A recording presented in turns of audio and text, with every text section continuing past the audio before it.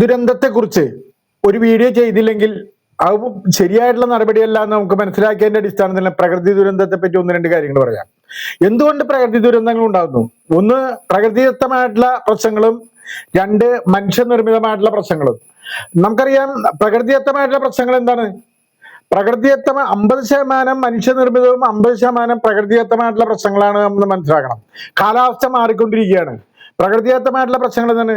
വളരെ കൂടുതലായിട്ട് മഴ പെയ്യുന്നതിനെ തുടർന്ന് മഴ പെയ്യുമ്പോൾ മഴ മണ്ണിലേക്ക് ആഗിരണം ചെയ്യും, ജലാഗിരണ ശേഷി കൂടുകയും വെള്ളം മണ്ണിൽ നിന്ന് സ്റ്റോർ ചെയ്ത് ഒരു കപ്പാസിറ്റി കഴിയുമ്പോൾ ആ പുറത്തേക്ക് വെള്ളത്തെ തള്ളുന്ന ഒരു അവസ്ഥയാണ് നമുക്ക് കാണാൻ കഴിയുന്നത്, അല്ലെ?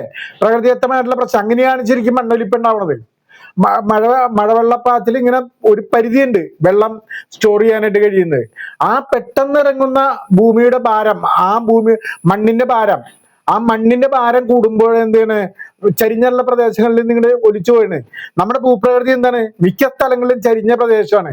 ചരിഞ്ഞ പ്രദേശത്ത് എന്താണ്?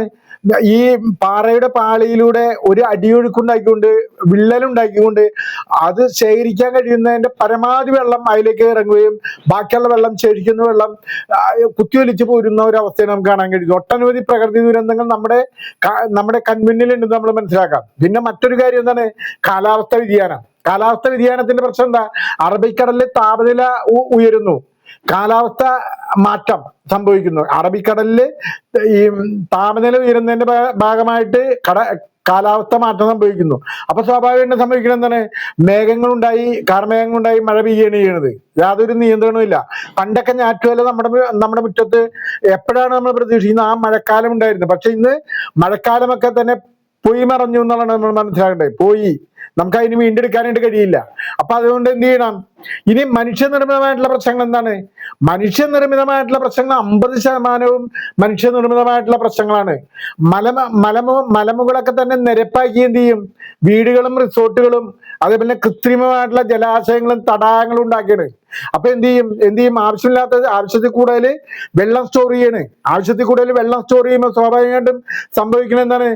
വെള്ളം അടിയിലേക്ക് ഇറങ്ങുമ്പോൾ മണ്ണിന്റെ കപ്പാസിറ്റിയെ പ്രതികൂലമായി ബാധിക്കുന്നതാണ് നമ്മൾ മനസ്സിലാക്കുന്നത്. അപ്പോൾ നമ്മുടെ വികസനത്തിന്റെ പേര് പറഞ്ഞുകൊണ്ട് ഈ പ്രദേശമൊക്കെ തന്നെ നശിച്ച് നാറാണക്കല്ല് മാന്തുന്ന ഒരവസ്ഥയാണ് ശരിക്കുള്ളത്. നാളെ നമ്മളുടെ ജീവൻ എന്താവും നമുക്ക് പറയാൻ കഴിയില്ല. പിന്നെ വനനശീകരണം ഒരു പ്രധാന പ്രശ്നമാണ്. വനനശീകരണം എന്താണ്? വനനശീകരണം എന്ന് പറയുമ്പോൾ കാർഷിക മേഖലയിലെ വ്യതിചലനങ്ങളാണ് മറ്റൊരു പ്രശ്നം. വനനശീകരണ വിഷയമാണ് കാർഷിക മേഖലയിലെ വ്യതിചലനം.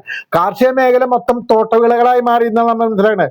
റബ്ബറാണ് റബ്ബർ മാത്രം, തെങ്ങാണ് തെങ്ങ് മാത്രം, കവുങ്ങാണ് കവുങ്ങ് മാത്രം, അതിന് കശുമാവ് മാത്രം.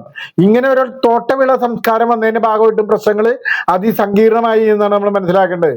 തോട്ടവിള സംസ്കാരം ഒരിക്കലും നമുക്ക് പ്രതികൂലമായിട്ട് കാലാവസ്ഥാ വ്യതിചലനങ്ങൾ ഉണ്ടാക്കും എന്നുള്ള കാര്യം നമ്മൾ തിരിച്ചറിയണം.